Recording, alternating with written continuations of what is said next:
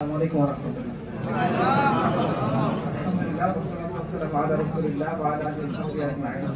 আমি আপনাদের সভাপতি কৃতজ্ঞতা জানাচ্ছি যারা অনেক দূর থেকে যেখান থেকে আমাদের মতো অবরোধের জন্য আপনারা এখানে এসেছেন।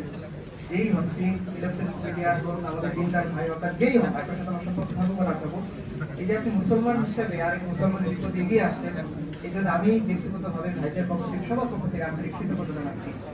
এবং আমরা মনে করি এরকমটা হওয়া উচিত। ভাই যেমনটা বললেন শুরুতে, যদি একজন অপরিচিত রিক্সাওয়ালাও সে যদি মুসলমান হয় আর সে যদি বিপদে পড়ে, আমাদের সবার উচিত তার বিপদে এগিয়ে যাওয়া। আর আমরা এগিয়ে যাইনি বলে জাহাজবাড়ি এরকম নাটক থেকে এরকম অনেকগুলো নাটক আমরা ইতিপূর্বে দেখেছি এবং আমরা চাই না এই নাটকের কোনো পুনরাবৃত্তি হোক। তো আমি তখন যদি একটু কথা বলি, দেখেন আমাদের স্বরাষ্ট্র উপদেষ্টা মাননীয় স্বরাষ্ট্র উপদেষ্টা মহোদয় এই 6 জুলাই 2025 আপনাদের সবার মনে থাকার কথা, ভিডিওটা অ্যাভেলেবল, আমরা মিডিয়ার মাধ্যমে দেখেছি, মিডিয়ার ভাইরাল যাবেন। তিনি খুব স্পষ্ট করে বললেন যে বাংলাদেশে যখন বলা হলো যে বাংলাদেশের জঙ্গিবাদের অবস্থান কি, তার স্টেটমেন্ট আমি কোট আনকোট যদি বলি, তিনি বলতেছেন যে বাংলাদেশে জঙ্গিবাদের কোনো অবস্থান নেই, আপনাদের সহযোগিতায় জঙ্গিবাদ নির্মূল করে দেওয়া হয়েছে।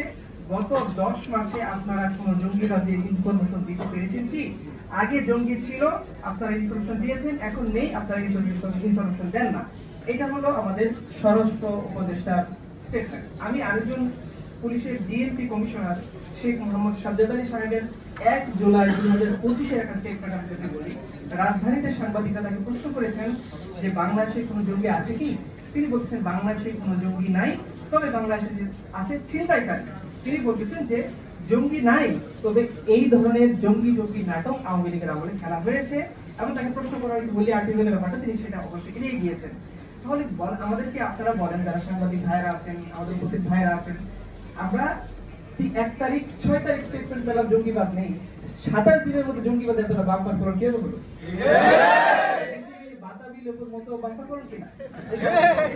এখানে স্বরাষ্ট্র উপদেষ্টা বলতেছেন নেই, পুলিশের মহাপরিদর্শক বলতেছেন নেই, সেখানে কোত্থেকে কে বেরিয়ে এসে জঙ্গিবাদের বাম্পার ফলন করে দিল এবং কেন এই ফলনটা তারা ঘটে হলো? আমরা মনে করি প্রশাসনের এই বিষয়টা স্পষ্ট করা উচিত, কারণ এটা শুধুমাত্র আমাদের মান সম্মান যে হানি হচ্ছে ব্যাপারটা এরকম না, এটা বাংলাদেশের ভাবমূর্তিও বিদেশের মধ্যে এটাকে ক্ষুণ্ণ করতেছে। আচ্ছা, আমি এখন যদি বলি যে দেখেন কালকে আপনারা মিডিয়াতে দেখেছেন সবাই যে পুলিশের গাড়ি পুড়িয়ে দেওয়া হয়েছে, আপনারা সবাই দেখেছেন, মিডিয়ার ভাইদের মাধ্যমে জানতে পেরেছি আমরা বিষয়গুলো। পুলিশের গাড়ি পুড়িয়ে দেওয়া হয়েছে, সার্জিদ হাসনাত ওনাদের গাড়ির উপরে বম্বিং করা হয়েছে, গ্রেনেড নিক্ষেপ করা হয়েছে, ওনাদের চেয়ার টেবিল ভাঙচুর করা হয়েছে এবং শেষ পর্যন্ত আপনারা দেখেছেন যে এমন ভাবে আক্রমণ করা হয়েছে যে তারা সেনাবাহিনীর সহযোগিতায় তারা ওইখান থেকে কোনো জীবন নিয়ে পালিয়ে আসতে বাধ্য হয়েছেন। যাদের হাতে অস্ত্র আপনারা দেখেছেন, যাদের হাতে দেশীয় অস্ত্র বিদেশি অস্ত্র বোম গ্রেনেড, আমাদের মিডিয়া আমাদের পুলিশ প্রশাসন তাদেরকে জঙ্গি না বলে, যাদের হাতে না একটা লাঠি আছে না বাঁশ আছে শুধু কলম, তাদেরকে তারা বলতে চায় জঙ্গি। এটা অবশ্যই উদ্দেশ্য প্রণোদিত মামলা, সেটা আপনারা এবং উপস্থিত যারা আছেন তারা সবাই জানেন। এবং এটা একমাত্র অপরাধ হচ্ছে প্রচলিত কাঠামোকে চ্যালেঞ্জ করে সেখানে শরিয়ার কথা বলা এবং বিদেশি প্রভুদের চোখ রাঙানিকে বন্ধ করে এই দেশকে বিদেশি ভিনদেশি প্রভুদের হাত থেকে মুক্ত রেখে স্বাধীন বাংলাদেশের কল্পনা করা, আমরা মনে করি সেটাই আমাদের অপরাধ। যে মিড ফোর্টে প্রকাশ্য দিবালোকে সে অপরাধী হোক, আমাদের সেটা বিষয় না, সেটা অপরাধী সে কি না এটা আদালত বিবেচনা করবে, কিন্তু সে অপরাধী না অপরাধী এইটা বিবেচনা না করে তাকে প্রকাশ্য দিবালোকে ইট দিয়ে মাথা থেতলে হত্যা করা হয়েছে, সেটা আমরা মিডিয়াতে দেখিনি। এই নিকৃষ্ট কাজের জন্য তাকে জঙ্গিবাদী কথা দেওয়া হয়েছে।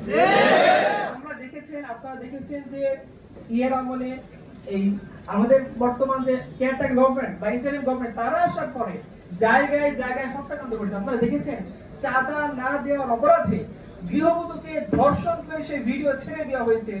এই ধরনের মধ্যযুগীয় বর্বর কাজ করার পুরো তাদের জঙ্গিবাদী কথা দেওয়া হয়নি। আপনারা দেখেছেন গাড়ি থামিয়ে ছিনতাইয়ের নামে মানুষকে নিয়ে পিটিয়ে হাত পা ঘুরিয়ে দেওয়া হচ্ছে, কিন্তু এই ধরনের সন্ত্রাসী কার্যক্রম করেও তাদেরকে জঙ্গিবাদের কথা দেওয়া হচ্ছে না। সেইখানে আমরা যারা পাবলিক স্পেয়ারে কাজ করি, ইসলামের কথা বলি, সোশ্যাল প্রবলেম নিয়ে কাজ করি, সামাজিক সমস্যা নিয়ে কাজ করি এবং দিনের উপরে যাতায়াত করি, তাদেরকে মামলার এজাহারের মধ্যে লেখা হচ্ছে আমাদেরকে পলাতক আসামি। আমি মনে করি এর চেয়ে বড় নাটক আর কিছু হতে পারে না।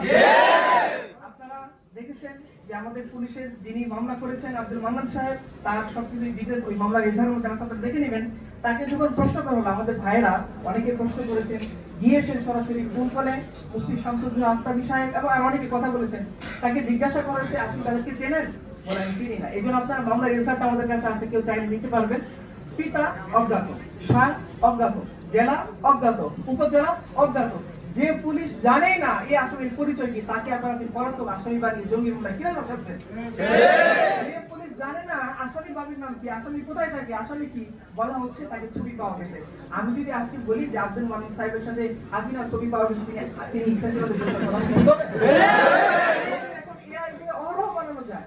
ছবিটাকে আপনি পরীক্ষা করেন, যাচাই করেন, আর ছবি পাওয়ার কারণেই যদি কাউকে গ্রেফতার করতে হয়, তাহলে আমি বলবো আপনাদের সংসদ পুলিশ অফিসারকে গ্রেফতার করতে হবে এই কারণে, কারণ আপনাদের অনেকের সাথে স্বরাষ্ট্রমন্ত্রীর ছবি আছে।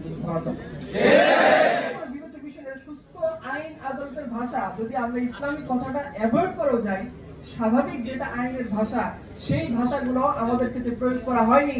আমি মনে করি একটার অপরাধ আমরা ইসলামের কথা বলি।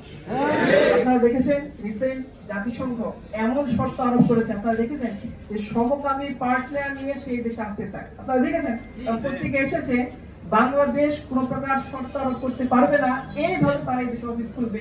এই নিয়ে আমাদের মাননীয় উপদেষ্টা মহোদয়ের মধ্যে একটু জনমত চলতেছে, তারা অনুমোদন দেওয়ার পরে সেই সমঝোতা সই করবেন কিনা, এই নিয়ে তারাও দ্বিধাদ্বন্দ্বের মধ্যে আছে।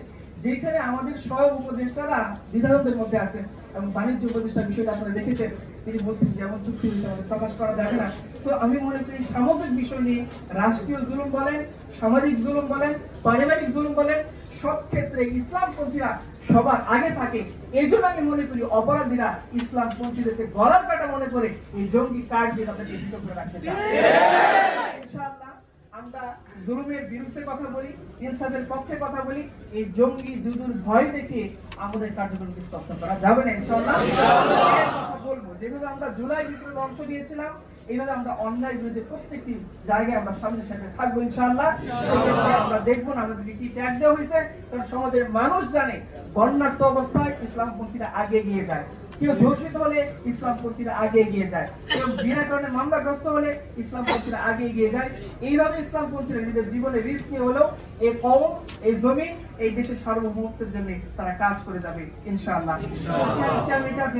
আপনারা জানেন যে জঙ্গিবাদ যদি বিষয়টা এতটাই মানে যেভাবে প্রচার করা সেরকম ছিল, 5ই আগস্টের পর থেকে দেশ সবচেয়ে বেশি নাজুক অবস্থার মধ্যে ছিল।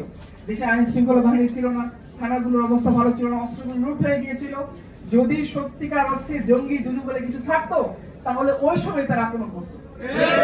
তারা যেহেতু নাই, স্বরাষ্ট্র উপদেষ্টা বলেছেন, পুলিশের পরিদর্শক সাহেব বলেছেন, তো এই ধরনের নাটক আর পুনরাবৃত্তি না হোক। এই ধরনের নাটকের বলি হয়ে জাহাজবাড়ি হত্যাকাণ্ডের মাধ্যমে কিংবা আর কোন হত্যাকাণ্ডের মাধ্যমে কেউ গুম না হোক, কারো ওয়াইফ রেপ না হোক, এবং কেউ অন্যায় হবে এইভাবে অজ্ঞাত মামলার চাক্ষুষ মানুষকে পলাতক আসামি বানিয়ে কারো মানহানি না করা হোক, আমরা এটা তীব্র দাবি জানাচ্ছি। যদি এইটা অবিলম্বে এইটার বিরুদ্ধে ভালো কোন ধরনের অ্যাকশন আমাদের স্বরাষ্ট্র মন্ত্রণালয়, আমাদের পুলিশ প্রশাসন থেকে না নেওয়া হয়, তাহলে ইনশাআল্লাহ আমরা এই মানহানির বিরুদ্ধে আরো বড় ধরনের একটা পদক্ষেপ গ্রহণ করবো। তৌফিক দান করুন। শেষে আমি আমার ভাইদের বলবো, আপনারা এগুলো দেখে কখনো ভয় পাবেন না, আপনারা ন্যায়ের পক্ষে থাকবেন, জুলুমের বিরুদ্ধে থাকবেন।